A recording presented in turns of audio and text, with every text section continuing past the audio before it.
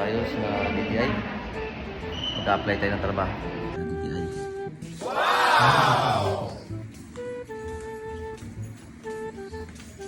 Sir, mag-apply po ako ng trabaho. Ano pong trabaho hinahanap nila? Dati din po kasi ako may experience sa DTI. Hindi po kami nagtatagal ng trabaho. Negosyante po ang hinahanap namin. Sayang naman sir, kasi dati ako taga-ayos ng negosyo. Wow! Ay, ganda oh.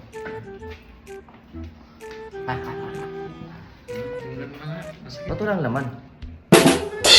Milo ka na. Sir, tanggapin niyo ang trabaho sir pag di niyo ako tinanggap. Taga-sikihor ako. Baba.